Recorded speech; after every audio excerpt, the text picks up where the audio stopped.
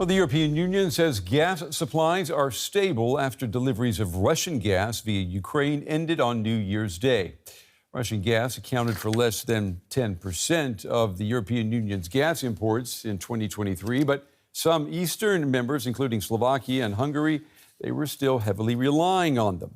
And just outside of the European Union, the effects of the gas cuts were immediately felt in Moldova, and especially its Russian-backed breakaway region of Transnistria, where heating and hot water supplies to households were cut off. Ukraine stopped the transit after a decade-long contract with Moscow expired. Kyiv said not renewing the deal was in the interest of national security and a way to hurt Russia's economy.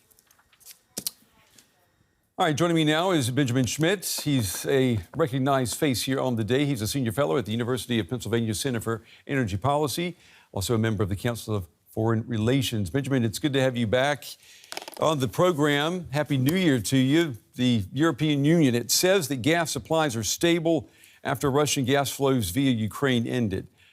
But could it still face an energy crisis? Well, Happy New Year, Brent. It's great to see you and great to be back on the day.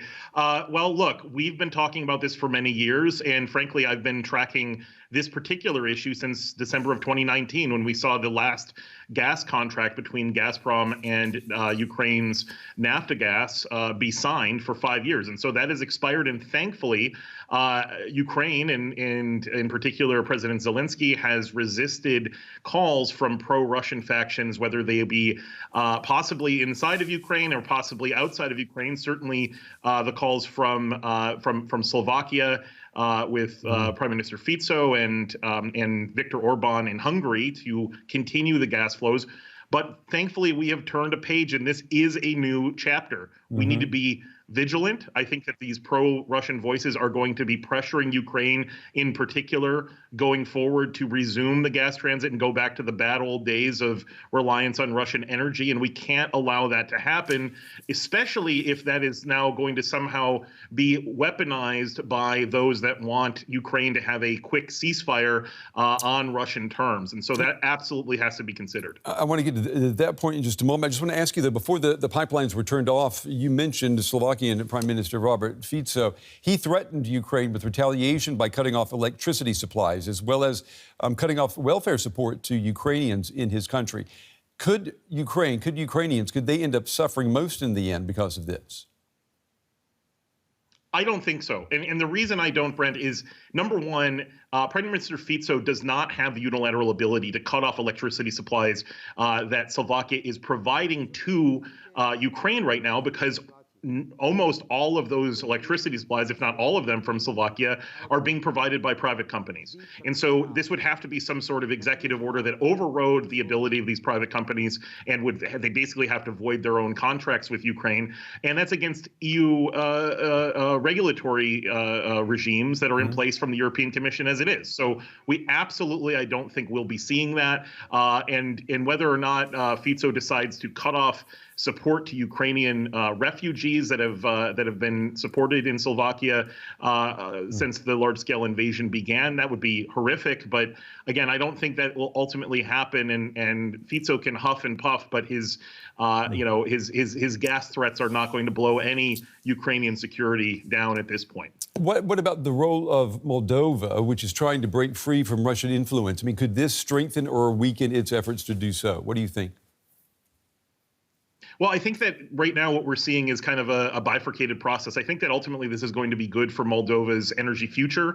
They have been trying to get outside of Russian energy influence for some time. And remember, back in 2021, before Russia's full-scale invasion began, there was a significant amount of pressure from Gazprom that it would cut off gas to Moldova itself if it continued its Euro-Atlantic aspirations that it was pursuing at the time.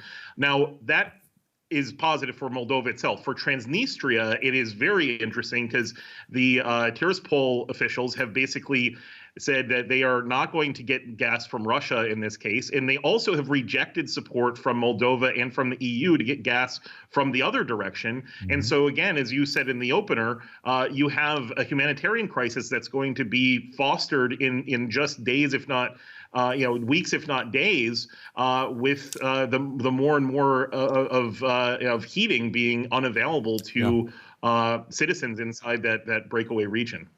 You know, we are, in just a few weeks, we're going to see a return of Donald Trump to the White House. Donald Trump has been very clear about his insisting that this war stop in Ukraine immediately. You've also written that, and I'm quoting you here, it's in the interest of the United States and all supporters of a free and peaceful Europe that Germany does not go back to its old Russia tricks in terms of getting cheap energy there. I mean, we've got elections here in Germany next month. So we've got Donald Trump in the U.S. What about here? I mean, which outcome, in your opinion, would best ensure that Germany does not fall back into Russia's energy arms? Well, I'm not going to try to go down the road of Mr. Elon Musk and interfere in German elections, but let me just put it this way. Certainly the far right pro-Russian party, the AfD in particular, that Mr. Musk has been supporting publicly and incomprehensibly, would be, I think, the party that would try to drag Germany back into that pro-Russian, strategically corrupt elite capture orbit of Gazprom gas. They have come out just a few days ago after the start of this year and said that they would like to, the AfD would like to, if they were put in power, to rebuild and restart Nord Stream 1 and Nord Stream 2. That would be absolutely dangerous. And it's kind of a strange situation, Brent, because you have Trump on one hand, who traditionally had opposed Nord Stream and seen the dangers with this. And then you have Musk, who is overtly supporting the party that would bring it back. And so we're going to have to see that Germany itself, probably under the leadership of Friedrich Merz of the CDU, they will resist that and make sure they don't go back to business as usual with Putin's Kremlin. But it's going to take, unfortunately, vigilance on the part of transatlantic security leaders and experts to make sure that that does not happen on the German side.